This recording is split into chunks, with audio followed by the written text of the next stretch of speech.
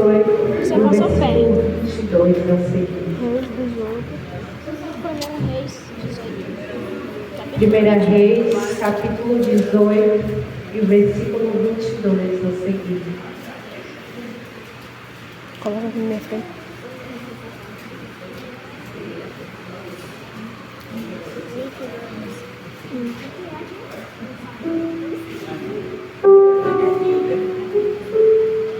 Amém? Amém. Eu ia ganhar bem. Elias e os profetas de Baal. Então disse Elias ao povo: eu só fiquei por profeta do Senhor, e os profetas de Baal são 450 homens. Deem-se-nos, pois, 2 bezerros, e ele escolham para si um dos bezerros, e o dividiam em pedaços, e o ponham sobre a lenha. Porém, lhe não metam fogo. E eu preparei o outro bezerro, e o porei sobre a lenha, e não meterei fogo. Então o invocai o vosso Deus, e eu invocarei o nome do Senhor. E há de ser que o Deus que responder por fogo será Deus. E por todo o povo respondeu e disseram: é boa esta palavra. Amém? Creio que muitos já conhecem, né? A história de Elias. Que Elias era um profeta, mensageiro do Senhor. A palavra do Senhor nos diz que Elias, ele foi para o deserto fugindo de Acabe. Acabe reinou em lugar de seu pai. Só que Acabe fez mal, o que era aos olhos do Senhor. E Acabe casou-se com uma mulher, a qual não pertencia ao povo de Israel, que não era pagada do Senhor. E essa mulher fez com que Acabe adorasse e servisse a Baal. E Acabe levou o resto do povo de Israel a adorar a Baal. Aleluia. Só que só um não prestou, foi a Elias. E Elias, depois disso, Elias vem dizer a Acabe ao povo que por 3 anos e 6 meses não choveria em Israel, assim como está escrito lá em Tiago, versículo 17. Que por 3 anos e 6 meses não choveu em Israel. Naquele tempo houve seca. E a palavra do Senhor nos diz que depois disso, Elias, ele fugiu. O Senhor ordenou para que ele fugisse da presença de Acabe e Jezabel e foi para o deserto. E ali Elias, ele foi sustentado pelos corvos, ao qual o Senhor mandou que os corvos o sustentassem Elias. Aleluia. E Elias ali, ele foi sustentado no deserto pelo Senhor. Enquanto havia água no ribeiro, e quando a água no ribeiro se secou, Elias partiu para outro lugar. Depois que Elias partiu para outro lugar, ele veio se encontrar com Obadias, servo de Acabe, a qual foi em busca de pasto para os animais, para que não morressem de fome e sede. E ali Obadias se encontra com Elias. E Elias manda dizer que ele vai até Acabe e dizer que o viu. Só que ele teme. Obadias, ele teme. Se ele for até Acabe dizer que ele viu Elias, Acabe pode mandar matar. E ele temeu, e Elias vai dizer: vai e disse a Acabe que tu me viste. Vai dizer a Acabe que eu estou aqui. Aleluia. Ele temeu de ser morto. Glória a Deus. Só que Acabe não o ia matar. E quando ele foi ao encontro do seu Senhor e disse que tinham visto Elias, e quando Elias está ali, Acabe realmente vai até Elias e diz: és tu o perturbador de Israel? Ou seja, por Elias dizer a verdade, Acabe chamou ele de perturbador de Israel. Porque muitas vezes, por pegar a palavra, por dizer a verdade, muitos não aceitam, chamam de perturbador. Mas nós somos perturbadores de Israel. Estamos aqui para proclamar a verdade do Senhor. Estamos aqui para proclamar a palavra do Senhor. Pois foi para isso que o Senhor nos enviou. Para proclamar e dizer a sua verdade às nações, para ouvidos que precisam ouvir. Para que vidas precisam ser resgatadas através da palavra do Senhor. E Elias, ele vai chamar, aleluia, e Acabe, ele vai chamar Elias de perturbador de Israel. Ou seja, por pegar a palavra, é um perturbador, não deixa o povo de Israel em paz. E quando Elias, ele vê ali, e Elias disse: eu não sou perturbador de Israel, mas sim tu. Aleluia. Ele vai dizer a Acabe para convocar, para chamar os povos de Israel se reunirem no Monte de Carmelo. E aí ele vai dizer: chama os profetas de Baal, que são 450 homens, profetas de Baal. Ele vai dizer: o Deus que responder com fogo, esse será Deus. E ele vira a dizer àqueles povos, eu creio que os profetas de Baal poderiam dizer, poderia até temer, né? Crer que o seu Deus ia responder. E eles aceitam essa proposta, como muitos disseram, que é uma boa palavra. E Elias, ele vai dizer que o Deus que respondesse com fogo, esse sim seria Deus. Que tomou 2 bezerros, começado pelos profetas de Baal, fez o altar, repartiu bezerros por pedaços, pois além começou a clamar. A palavra do Senhor nos diz que os profetas de Baal começaram a clamar de manhã até o meio-dia. Baal não havia respondido, nem sequer ouviu uma voz. E Elias começaram a gozar: grita mais alto. Talvez ele pode estar dormindo, pode estar ocupado. Grita mais, talvez ele não esteja nem escutando.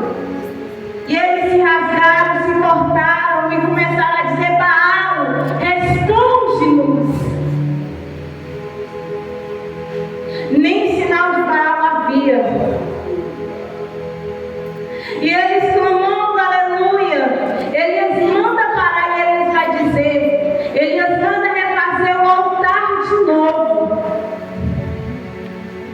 Elias manda colocar 12 pedras sobre o altar. Ele manda cavar ao redor do altar e encher de água. E sobre a carne ele derrama água também.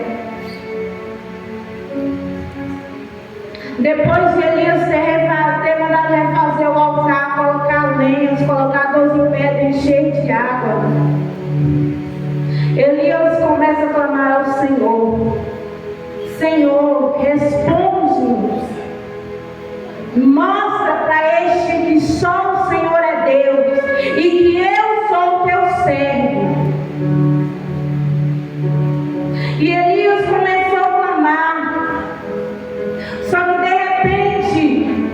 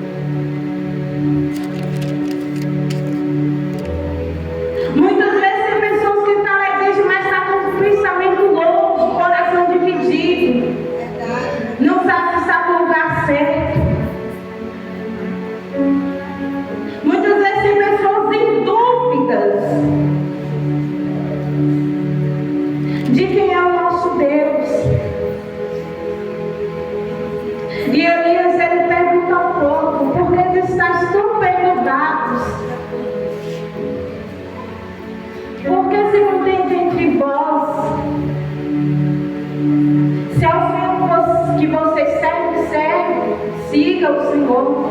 Mas se é Baal, siga-o. É ao Senhor não que você serve.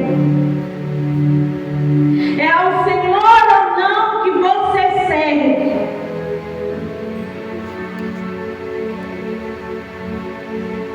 Pois o Senhor não divide um filho seu com ninguém, muito menos com Satanás, porque é ele que põe isso no meio do povo, muitas vezes para ficar em dúvidas, para ficar entre dois pensamentos, lá ou cá. Vamos ser verdadeiros ao Senhor. Depois do Senhor ter respondido com fogo, o Senhor manda, aleluia, Elias manda matar os profetas de Baal. Muitas vezes, para ver resposta sobre, aleluia, sobre o altar, é preciso colocar o altar em ordem. Muitas vezes, para Deus descer fogo do céu, é preciso estar com o altar em ordem. Só desceu fogo do céu depois que Elias mandou colocar as 12 pedras. Depois que Elias consertou o altar. Como nós queremos resposta se nós não consertamos o altar? Como nós queremos manifestar de Deus se nós não se posicionamos na presença do Senhor? Não tem como o altar pegar fogo se não tiver lenha. Como vai haver fogo se não tem lenha?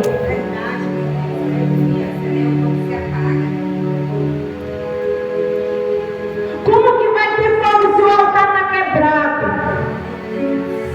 Como tem resposta de Deus se o altar está quebrado? Como tem avivamento do Espírito Santo? Como tem mover na obra na casa do Senhor se o altar está quebrado? Para ver fogo do céu, o altar precisa estar consertado.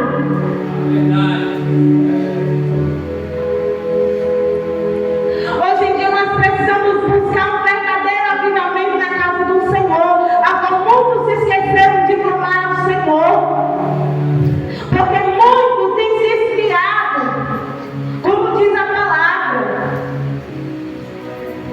que o amor de muitos se esfriaria.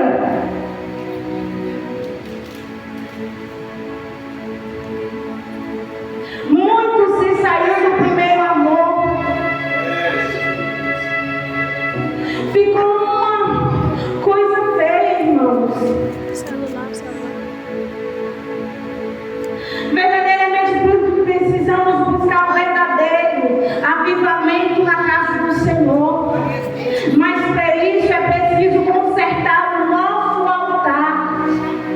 Mas para mandar fogo do céu é preciso nós consertar o nosso altar. O que é o nosso altar? É nós.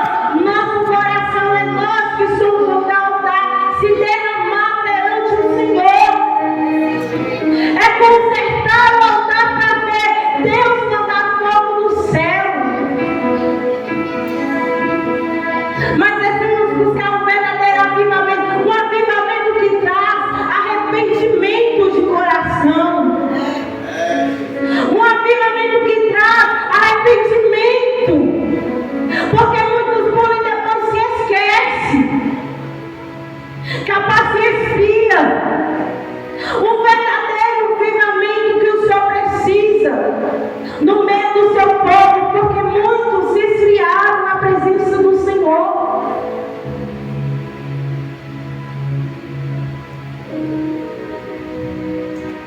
Nós precisamos, a igreja precisa desse avivamento.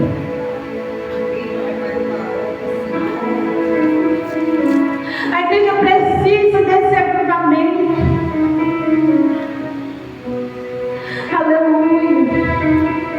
Em Abacuque o Senhor vai dizer que Ele vai dizer: Senhor, renova. Renova, Senhor, a tua igreja e traz um avivamento.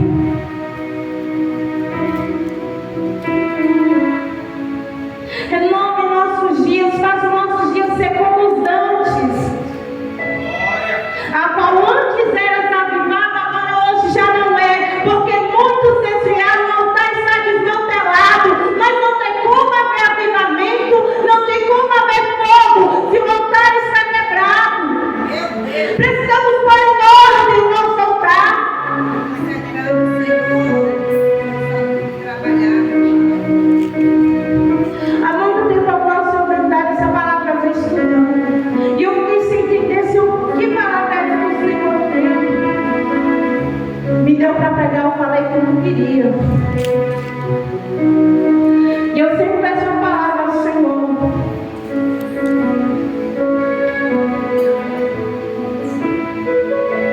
E o Senhor devolve no meu coração que nós precisamos de um avivamento. Mas para esse avivamento nós precisamos consertar o nosso altar perante o Senhor. Precisamos pôr em ordem o altar. O altar de mundo está quebrado. Pode ter fogo do céu, irmão. Como é que nós queremos ter a resposta de Deus? Se nós estamos com o altar desmantelado perante o Senhor. Se nem o nosso altar nós estamos em ordem. Como que nós temos a resposta do céu? Elias, aleluia, para Elias ver a resposta de Deus. Para o povo saber que só o Senhor é Deus, Elias entrou, sentou no altar. Elias, ele poderia deixar o altar da mesma forma que os profetas de Baal deixaram. Já tinha feito o altar os profetas de Baal. Ele poderia deixar isso só acrescentar, não. Ele mandou refazer o altar de novo. E no meio do altar, ele mandou colocar as 12 pedras. As pedras significam 12 tribos, filhos de Jacó. Os 12 filhos de Jacó. E depois de colocar as 12 pedras, ele manda cavar um buraco ao redor do altar. E manda encher de água. Depois de ter enchido o altar, de ter matado o bezerro, ele começa a clamar ao Senhor. Elias só foi clamar ao Senhor, Elias só foi pedir para o Senhor depois de ter consertado o altar. Muitas vezes entramos na presença do Senhor de toda maneira, sem consertar o nosso altar perante Ele.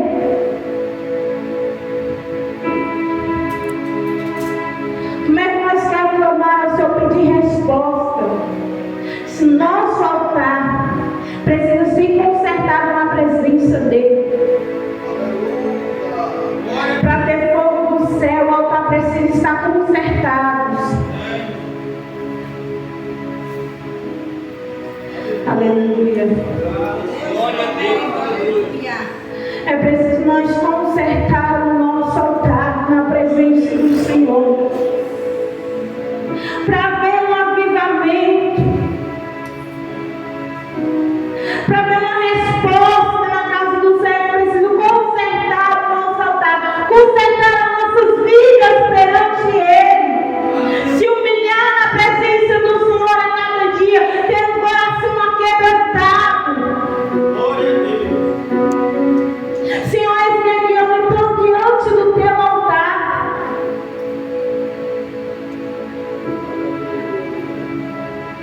Como que nós queremos ver fogo do céu desse jeito? Como que nós queremos mover, trabalhar no Espírito Santo desse jeito? Não há como. Não há como ter resposta do céu assim.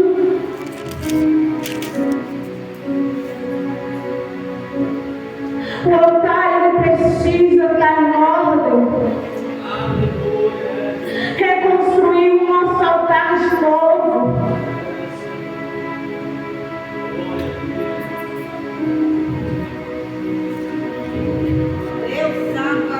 Reconstruir o altar de novo.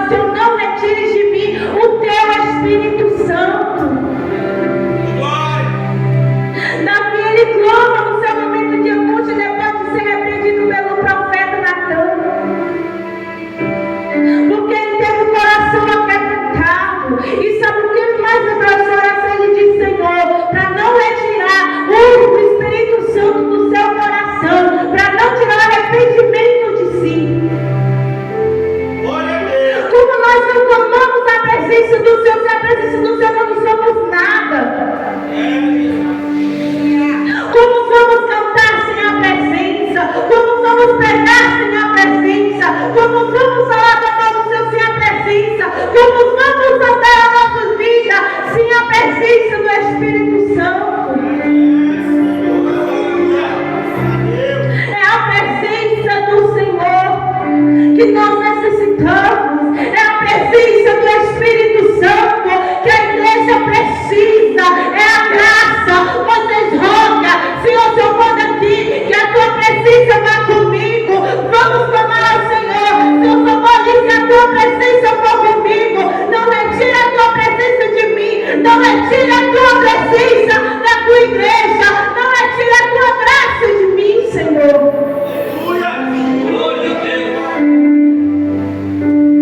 Não retire a tua presença. Porque muitas vezes nós não clamamos, a igreja não clama pela essa presença. Pede o seu oportuno, mas esquece de orar pela igreja, pelo avivamento da igreja, para a renovação da igreja. Pois a igreja sem a presença do Senhor é morta. A igreja sem o Espírito Santo habitar nela, de nada ela vai, é como uma folha seca que o vento leva para onde quiser. Mas se estamos aqui de pé, é graça à presença do Senhor. Se estamos de pé, é a presença do Senhor. Se estamos aqui, é a graça do Senhor. Pois a graça do Senhor que nos basta, como disse, aleluia, o profeta Paulo, a tua graça nos basta. E o teu poder se aperfeiçoa nas minhas fraquezas. É a presença, é a graça do Senhor que nos basta em nossas vidas. Se não fosse a graça e a misericórdia do Senhor, nós não estaríamos aqui. Se não fosse a graça do Senhor nos sustentando a cada dia, como nós estaríamos aqui em meio a tantas críticas? Porque sempre há um espinho na carne. Como nós estaríamos aqui se não fosse a graça do Senhor que nos sustenta a cada dia, irmãos? Ela que nos renova, é a graça do Senhor. Ela que nos põe de pé, é a graça do Senhor em nossas vidas. Vai na memória que tá acabando. É a presença do Senhor em nós. Quando postar vai estar sua voz. Pois a graça do Senhor nos basta. A graça do Senhor nos sustenta. A graça infinita misericórdia. Glória a Deus, aleluia. Glória a Deus. Glória a Deus. O Senhor tem um amor tão profundo por nós, amor que Glória a Deus. Ou sente um amor tão profundo que o nosso Deus tem. Glória a Deus, aleluia. E além de nos amar, mesmo se nós merecemos. Glória a Deus, aleluia. Somos pouco dignos, mas foi por nós, mesmo nós não sendo pouco merecedor. Ele entregou o seu único filho por amor de nós. Por amor dos nossos pecados, ele foi entregue naquela cruz.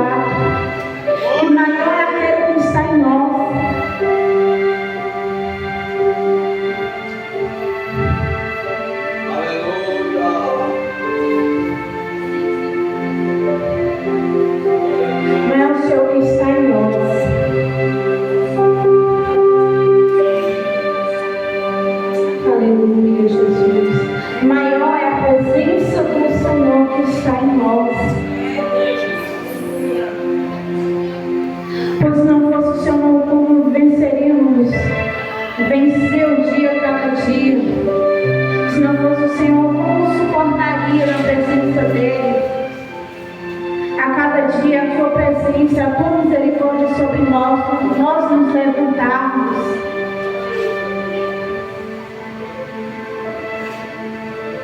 É a presença e a graça dele que nos basta. Aleluia, Jesus. Assim agradecer a oportunidade das palmas do Senhor.